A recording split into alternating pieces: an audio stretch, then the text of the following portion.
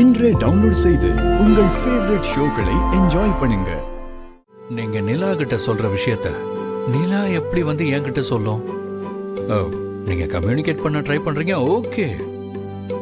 ஆனா நான் தான் நிலா கூட கம்யூனிகேஷன்லயே இருக்க மாட்டேனே.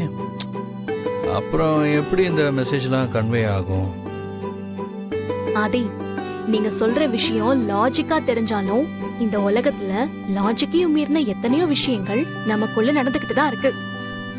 நாம ஒரு விஷயம் நடக்க போதுன்னு நம்பினா அந்த விஷயம் நம்ம கண்ணு முன்னாடி நடக்கிறத நம்மளால பார்க்க முடியும். நம்ம 2 பேரோட வாழ்க்கையில நிறைய மிராக்கிள்ஸ் நடந்துகிட்டே தான் இருக்கு. ஆனா நாம அதை ரொம்ப சுலபமா கடந்து போயிடுறோம்.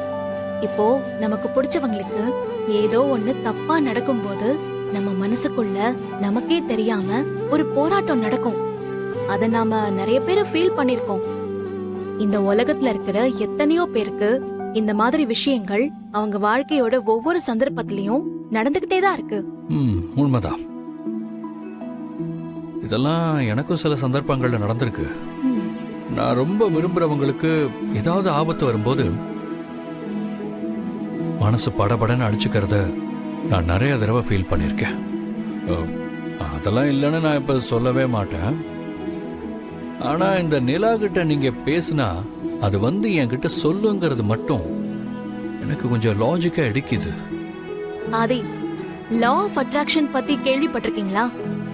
நம்ம மனசுக்குள்ள ஒரு விஷயத்தை பத்தி ஆழமா யோசிக்க ஆரம்பிச்சு அது நடந்துட்ட மாதிரியே அது சம்பந்தமான விஷயங்களை நம்ம யோசிக்க ஆரம்பிக்கிறப்போ அது நம்ம கண்ணு முன்னாடியே நிஜமா உருவெடுத்து நம்ம முன்னாடி வந்து நிக்கும். அதுக்கு ஒரு பவர் இருக்கு ஆதி. அது நிறைய பேருக்கு தெரியறதே இல்ல. நம்ம இந்த உலகத்துல பெரிய பெரிய ஜாம்பவான்கள் லா ஆஃப் அட்ராக்ஷன் மூலமா தங்களுக்கு பிடிச்ச விஷயங்கள் எல்லாம் தங்களோட கைக்குள்ள கொண்டு வந்திருக்காங்க. சோ நாம எது மேல உண்மையான அன்பையும் காதலையும் வச்சு மனச அது பக்கம் திருப்பி அட்ராக்ட் பண்ணும்போது கண்டிப்பா நாம நினைச்ச விஷயங்கள் நடக்கும். என் மனசுல நான் உங்ககிட்ட பேசணும்னு நினைக்கிறத அந்த நிலா கிட்ட நான் சொல்றப்ப கண்டிப்பா அந்த நிலா உங்ககிட்ட வந்து அத சொல்லும்.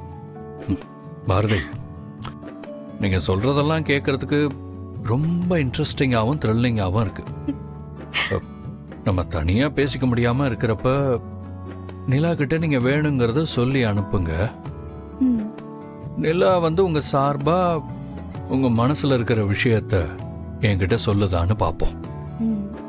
பட் அதுக்கு முன்னாடி இன்னொரு சிக்கலான விஷயம் இருக்கு. என்னது? அதான் நானும் நீங்களும் அந்த நிலா மூலமா கம்யூனிகேட் பண்றதுக்கு வாய்ப்பே இல்லை.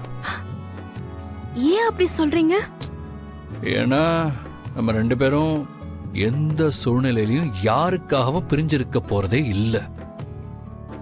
அப்படி இருக்கும்போது நிலாவோட ஹெல்ப் நமக்கு தேவையே இல்லைல்ல. அதைத்தான் சொல்ல வந்தேன்.